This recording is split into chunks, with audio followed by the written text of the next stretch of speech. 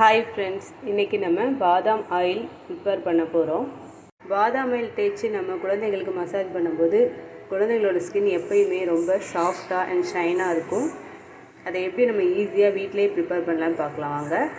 அதுக்கு நான் 20 பாதாம் பருப்பு, 100 ml தேங்காய் எண்ணெய் எடுத்து வச்சுருக்கேன். இப்போ நம்ம ப்ரிப்பேர் பண்ணலாம். பாதாம் பருப்பை ஒரு மிக்ஸி ஜாரில் ஆட் பண்ணி நல்லா ஃபைன் பவுடரை அரைச்சி எடுத்துக்கலாம்.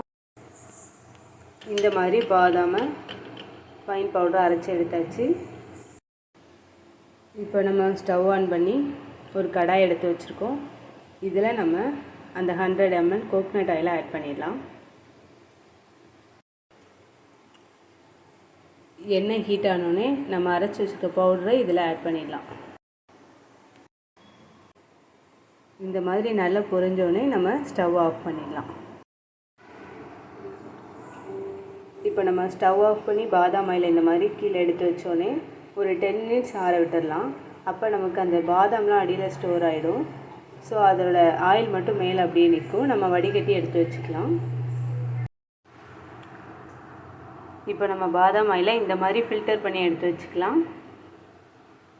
இதை ஸ்மெல் பண்ணும்போது இதோட வாசனை ரொம்பவே சூப்பராக இருக்குது. பேலன்ஸ் இருக்கிற இந்த பாதாமை வேஸ்ட் பண்ணாமல் நம்ம குழந்தைங்க தலையில் தேய்ச்சி குளிக்க வைக்கலாம்.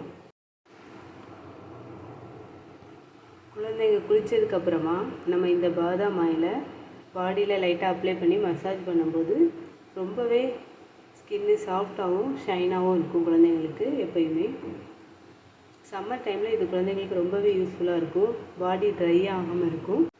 நீங்களும் இந்த பாதாம் ஆயிலை ப்ரிப்பேர் பண்ணி உங்கள் குழந்தைங்களுக்கு ட்ரை பண்ணி பாருங்கள். உங்களுக்கு இந்த வீடியோ பிடிச்சிருந்தால் லைக் பண்ணுங்கள், சப்ஸ்கிரைப் பண்ணுங்கள். பாய்.